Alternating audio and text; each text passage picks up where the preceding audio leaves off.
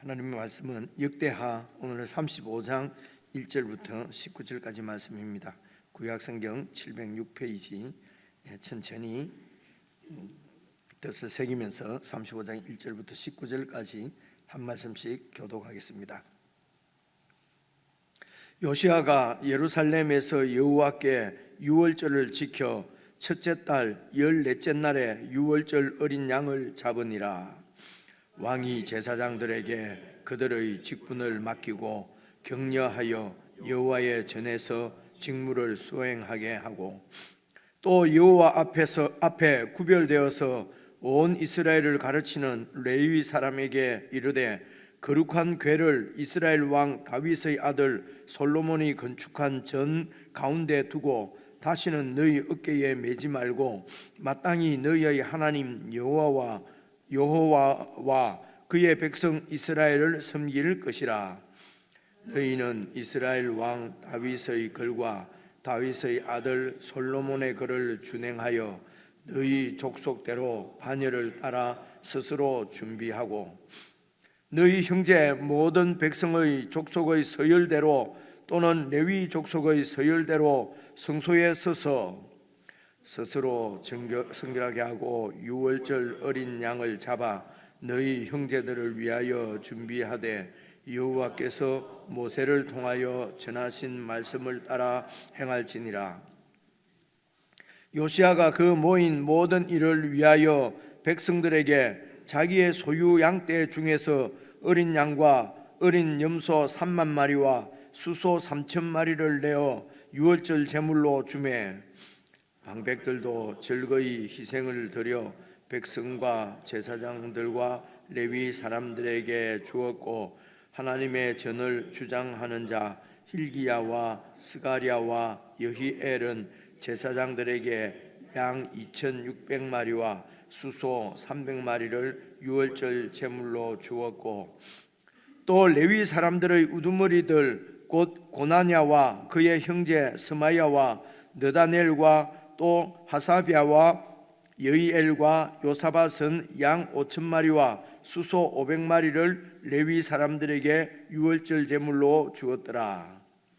이와 같이 섬길 일이 구비되매 왕의 명령을 따라 제사장들은 그들의 처소에 서고 레위 사람들은 그들의 반열대로 서고, 유월절 양을 잡으니 제사장들은 그들의 손에서 피를 받아 뿌리고, 또 레위 사람들은 잡은 짐승의 가죽을 벗기고 그 번제물을 옮겨 족속의 서열대로 모든 백성에게 나누어 모세의 책에 기록된 대로 여호와께 드리게 하고, 소도 그와 같이 하고, 이에 규례대로 유월절 양을 불에 굽고 그 나머지 성물은 솥과 가마와 냄비에 삶아 모든 백성들에게 속히 분배하고, 그 후에 자기와 제사장들을 위하여 준비하니, 이는 아론의 자손 제사장들이 번제와 기름을 저녁까지 드림으로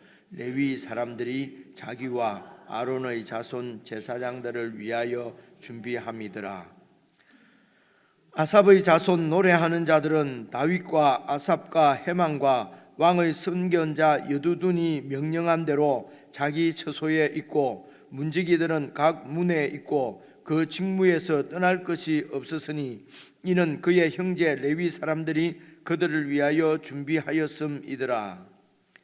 이와 같이 당일에 여호와를 섬길 일이 다 준비되매 요시야 왕의 명령대로 유월절을 지키며 번제를 여호와의 제단에 드렸으며, 그때에 모인 이스라엘 자손이 유월절을 지키고 이어서 무교절을 7일 동안 지켰으니, 선지자 사무엘 이후로 이스라엘 가운데서 유월절을 이같이 지키지 못하였고, 이스라엘 모든 왕들도 요시야가 제사장들과 레위 사람들과 모인 온 유다와 이스라엘 무리와 예루살렘 주민과 함께 지킨 것처럼 유월절을 지키지 못하였더라. 함께요. 요시야가 왕위에 있은 지 18째 해에 이 유월절을 지켰더라. 길고 하니까 읽기가 좀 힘듭니다. 예, 이제 지금 오늘 이 본문 말씀은 요약하면은 이러면 16절부터 이게 이제 요약한 그 말씀이라고 볼 수가 있습니다. 16절부터 보시면요, 이와 같이 해서 당일에 여호와를 섬길 일이 다 준비되매 요시야 왕의 명령대로 유월절을 지키며 번제를 여호와의 제단에 드렸으며 그때에 모인 이스라엘 자손이 유월절을 지키고 이어서 무교절을 7일 동안 지켰으니, 이제 선지자 사무엘 이후로 이스라엘 가운데서 유월절을 이같이 지키지 못하였고 이스라엘 모든 왕들도 요시야가 제사장들과 레위 사람들과 모인 온 유다와 이스라엘 무리와 예루살렘 주민과 함께 지킨 것처럼은 유월절을 지키지 이제 못하였더라. 이제 이렇게 되어 있습니다. 그래서 역대기에서는 이제 이 요시야의 개혁의 결론을 지금 유월절을 지키는데 이렇게 그 초점을 맞추고 있는 것 같습니다. 열왕기를 읽어보면은 이제 이런 그 나라 전반적인 개혁으로 이렇게 나오거든요. 그런데 역대기에는 특별히 이제 유월절을 지키는 이런 그 말씀으로 결론을 맺는데, 그래서 이제 그게 요시야 왕위에 있은 지 18째 해에 이 유월절을 이제 이렇게 지켰다고 그러지 않습니까? 그러니까 8살 때 왕이 되어서 여러분 8년 입디가 이제 8년에 있을 때에 이제 하나님에 대한 의식이 이제 이렇게 이제 눈을 뜨고 그죠? 그리고 또 그 우상 같은 것을 다 제거하고 그리고 이제 18년 되는 이때에 이제 개혁을 이렇게 거의 완성하는 것 같은 이런 말씀이 나오는데요. 그래서 이 요시야 왕 18년 이때의 개혁을 정리를 다시 한번 해보시면은 여러분 성전을 수리를 하지 않습니까? 성전 수리를 하고 그리고 그 다음에 이어서 성전을 수리하다가 율법책을 발견을 하고 그리고 이제 그 율법책을 읽고 이제 언약을 갱신한다 그러죠. 언약을 갱신하는 이야기가 어제 말씀이었습니다. 보시면 29절부터 보시면은 이제 그러니까 언약을 갱신한다는 것은 이 언약의 말씀대로 살겠습니다. 그러니까 2장 마지막 부분 32절부터 보시면은 예루살렘과 베냐민에 있는 자들이 다 여기에 참여하게 하며 예루살렘 주민이 하나님 곧 그의 조상들의 하나님의 언약을 따르니라. 이와 같이 이제 요시야가 제일 마지막 부분에 보면은 이제 그들의 조상들의 하나님 여호와께 복종하고 하나님께 순종하며 말씀대로 살겠습니다. 이렇게 하는 것이 이제 언약을 다시 체결하는 것이거든요. 언약이 깨어졌지 않습니까? 요시야 왕의 아버지 아몬과 그리고 므낫세 시대 때 하나님과 맺은 언약이 완전히 깨어졌거든요. 그런데 그 언약을 다시 이제 체결하는 것입니다. 갱신하는 것이요. 그리고 오늘 35장에서는 유월절을 지킵니다. 유월절을 준수하는 것이요. 그래 이것을 이렇게 흐름을 잘 생각을 해보시면은 성전을 수리한다는 것은 성전은 사실은 결론적으로는 하나님께서 그 나라의 주인으로 통치하신다는 것입니다. 성전에 하나님이 계셔서 그래서 하나님이 함께 계시는 것은 이제 우리가 보통 하나님이 우리와 함께 계신다 그러면은 우리를 지키시고 보호하시고 인도하시고 그래서 하나님이 우리를 지키시면은 든든하고 편안하고 다 맞는 말씀이거든요. 이제 그렇게 우리 중심으로 내가 하나님께서 지켜주시니까 정말 편안하다. 그래서 내가 안식을 누린다. 이제 이렇게 초점을 많이 맞추지요. 그런데 이제 이것보다도 그렇게 우리가 평안하고 안식을 누릴 수 있는 것이 바로 여호와 하나님이 우리와 함께 계셔서, 다시 말하면 왕으로 함께 계셔서 우리를 다스리시고 그 나라를 통치하시는 하나님 나라이기 때문에 하나님의 권위 앞에 어떻게 사탄의 이런 권세가 이렇게 쳐들어올 수가 있겠습니까? 그러니까 안전을 누리는 것이거든요. 그래서 성전의 의미는 하나님께서 통치하신다는 것입니다. 그래서 그 하나님의 통치가 오늘 우리 신약 시대 때는 아들 예수 그리스도를 통해서 완전히 완성되는 거지요. 그래서 예수님의 그 왕권의 그림자가 다윗이다 이렇게 얘기를 하지 않아요, 그죠? 그래서 이제 우리가 그러니까 이 이스라엘 백성으로 그러니까 영적 새로운 이스라엘이죠. 이스라엘 백성으로 살아가는 데 있어서 늘 기억하고 놓치지 말아야 될 것이 하나님의 예수 그리스도의 통치입니다. 그래서 이 통치가 무너지면은 성전이 무너진 거라는 것이요. 그래서 그 성전을 다시 이제 이렇게 세우는 거지요. 그래서 성전을 수리하고, 그렇게 해서 이스라엘 백성들이 성전을 수리하다가 율법책을 발견하는 것입니다. 그래서 구약 시대 때 하나님의 통치는 하나님의 법, 하나님의 말씀으로 통치를 한다는 것입니다. 그래서 여러분 그 성전의 가장 그 지성소, 성전 중에서 이제 그 안에 성소가 있는데 성소 중에서도 지극히 거룩한 지성소, 그 안에 그 언약궤, 법궤, 법으로 이스라엘 백성들과 함께 언약을 맺었다. 그래서 언약을 맺은 그 돌판이 바로 십계명이거든요. 그래서 그 십계명이 들어있는 궤를 언약궤라고 하기도 하고 법궤라고 하기도 합니다. 그죠? 그리고 증거궤라고 하기도 하고. 그러니까 그때의 이제 언약궤의 역할이랄까요? 거기서 따라서 이름을 그렇게 언약궤라고 하기도 하고 법궤라고 하기도 하고 증거궤라고 하기도 하고 이제 그렇게 얘기를 합니다. 그래서 그 안에 어쨌든 십계명의 돌판이 들어 있는 것이거든요. 그 언약궤가, 그 법궤가 지성소의 성전의 가장 중심에 있습니다. 그래서 하나님의 통치는 그의 말씀으로 나타난다는 것입니다.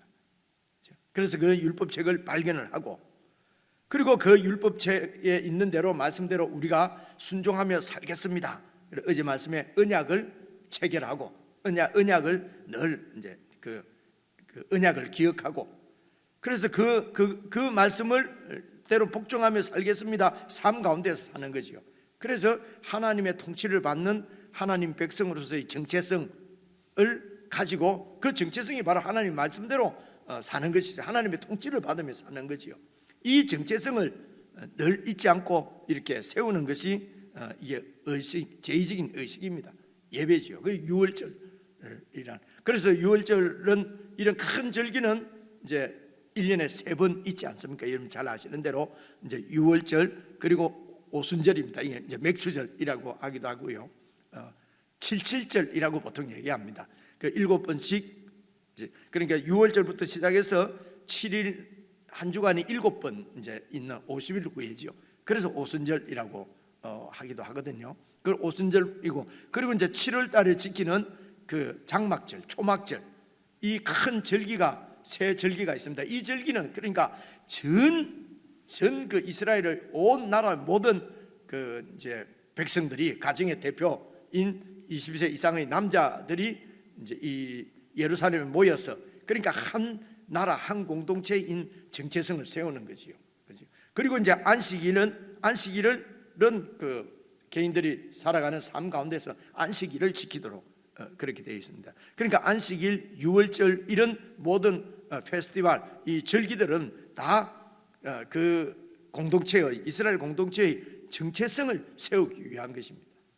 이 정체성을 잃어버리면은, 하나님의 백성이라고 하는 정체성을 잃어버리면은 그냥 우상을 섬기는 다른 많은 나라들 중에 하나가 되어버리는 것이죠.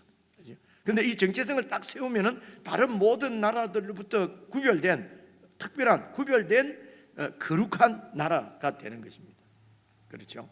그래서 이 정체성이 중요하죠. 근데 우리가 거룩한 백성이 되는 것보다도 더, 우리가 이 정체성이 무너지면은 이 이스라엘 백성의 신인 여호와 하나님이 다른 많은 나라의 민족들의 신하고 동등해져 버리는 것입니다. 그러니까 하나님이, 여호와 하나님이 많은 신들 중에 그냥 하나가 되어 버리는 거죠. 이것만큼 이 창조주 하나님 앞에 욕을 돌리는 건 없지요. 그래서 이런 제국, 뭐 바벨론 제국이나 그리고 페르시아 제국의 왕들이 다니엘이나 이런 사람들을 통해서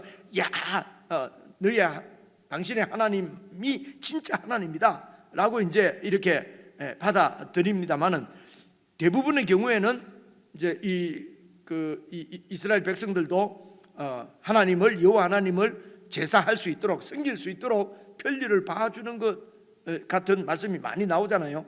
그러면 그 왕이 하나님을 믿었다고 볼 수도 있잖아요. 그런데 주로 이제 이렇게 믿게 여호와 하나님을 섬길 수 있게 해주는 것은 이 제국의 왕의 입장에서는 여러 민족들도 다 자기들 신을 잘 섬기라는 것입니다. 근데 섬기면서 이 제국의 번영과 안전을 위해서 너희들 신에게 다 기도하라는 것입니다. 그리고 그 많은 신들 중에 하나로 이제 그 여호와 하나님도 그렇게 섬기라는 거지요.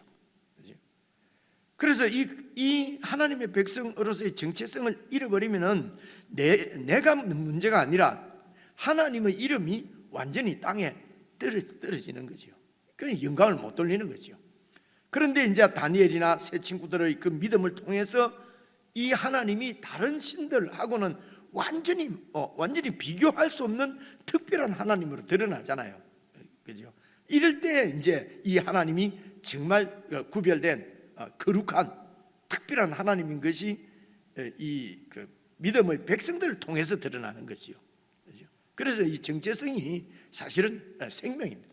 이 정체성을 세우는 것은 성전, 하나님의 통치, 율법책, 그리고 그 율법책에 순종하겠습니다고 하는 그런 공동체의 결단, 언약을 이제 이렇게 다시 체결하고, 그리고 절기를 지키고, 여러분 이렇게 좀 이런 말씀이 다 이게 이 하나님 백성이 어떻게 살 것인가, 다시 말하면 하나님이 그 나라를 어떻게 세워 가시는가 하는 것을 보여주시는 것이거든요. 그래서 구약의 이 나라의 완성이 예수 그리스도께서 이제 참 왕으로 오셔서 이루어지는 이 영적 공동체, 바로 교회의 그림자인 것입니다. 이 부분 하고요. 그리고 이제 제사 얘기가 많이 나오는데요. 이 제사도 가만히 보십시오. 레위기 1장부터 7장까지 1, 2, 3, 4 레위기입니다. 5, 6, 7장까지가 제사에 대해서 설명을 해요. 그 제사의 종류를 5가지로 이렇게 설명을 합니다. 다 아는 얘기예요. 아는 얘기인데 이제 정리를 해놓으면은 잊지 않고 늘 이렇게 적용을 할 수가 있거든요. 그래서 제일 이제 처음 나오는 게 번제입니다. 번제는 그러니까 이제 번제는 내 전부를, 이제 제물을 완전히 불을 태워서 하나님 앞에 드리는 것이거든요. 그래서 번제는 나의 전부를 하나님께 다 바친다는 그런 말씀입니다. 그래서 이제 번제가 이제 모든 제사의 기본이라고 볼 수가 있습니다. 그래서 소제, 그다음 나오는 게 소제거든요. 소제는 곡식을 가지고 제사를 드립니다. 그러니까 곡식을 제사로 드린다 하는 말은 무엇이겠습니까? 이게 감사제, 그러니까 곡식까지도 하나님께서 다 이제 주셨다는 것입니다. 그죠? 그래서 곡식을 또 하나님 앞에 드릴 때는 이제 이렇게 한 움큼 이렇게 따로 떼어서 이제 얼마를 떼어서 이제 이렇게 태워서 드리거든요. 그러니까 곡식만 이렇게 따로 뭐 볶아 가지고 태우는 것이 아니고요. 번제를 드릴 때에 보통 이 곡식을 같이 태워요. 그러니까 번제가 기본이고 거기에 소제를 같이 드리는 거거든요. 그래서 이제 그리고 나오는 게 여러분 속죄제, 속건제가 있습니다. 그러니까 속죄하고 혹은 속건하고 할 때도 기본적으로는 번제를 드려요. 이제 태워서 드리는데, 그러니까 화제로 드린단 말입니다. 화제로 불로 태워서 드리는데, 그럴 때 이제 속죄제나 속건제는 이제 그 제사장 몫이 또 따로 있고, 그렇죠? 하나님 앞에 바쳤으니까 하나님 거를 이제 이 제사장들, 하나님 땅에 기업이 없잖아요. 이 제사장들의 레위인은. 그러니까 제사장 하나님께서 백성들이 바친 제물, 이제 하나님 것이 됐어요. 그것을 이제 이 제사장에게 나눠주는 거예요. 그래서 레위인들은, 제사장도 포함되는 레위인들은 하나님께서 주시는 것으로 먹고 살아요. 그래서 기업이 하나님이란 말입니다. 그렇죠? 그런데 이제 다른 모든 백성들은 기업이 땅이에요. 가나안 땅이에요. 땅에서 일해서 바치잖아요. 그래서 땅에서 일을 하면서 그 땅으로부터 모든 소출을 받는 것처럼 보이지만은 이들의 정체성은 레위인들이란 말입니다. 레위인들은 하나님이 주신 것으로 먹고 살아요. 그래서 우리는 하나님께서 공급해 주시는 것으로 살아가는, 그러니까 이게 전체가 생명이죠. 먹고 사는 것도 생명이 하나님께로부터 왔고, 지금도 그 생명을 주장하는 분은 하나님이시고, 이게 여러분 이런 제사 제도도 다 정체성 문제예요. 이 백성들이 어떤 사람인가? 여러분 11조, 여러분 11조는 하나님 것이고 10분의 9는 내 것이다, 이런 게 아니에요. 11조를 보고 10분의 9도 다 하나님 거라는 그런 뜻이거든요. 그죠? 근데 우리 인간들은 꼭 뭐 이렇게 하면 한 개는 그럼 하나님 것만 바치고 나머지는 내 거요, 이제 이런 식으로 하는 경우가 많지 않습니까? 그래서 이제 레위인도 그렇고요. 그러니까 속건제, 그리고 이제 속죄제, 속건제도 기본적으로는 불에 태우는데 다 안 태우고 앞다리 뭐 이렇게 가슴 좋은 거, 이거는 이제 제사장 보고 먹으라 그러는 것이거든요. 그죠? 그리고 이제 마지막으로, 원래 순서대로는 세 번째인데요. 그 이제 이제 레위기에서 설명하기로는 제일 마지막으로 설명하는데, 그게 화목제입니다. 그러니까 화목제는 이제 그러니까 앞에 번제는 하나님과의 관계지요.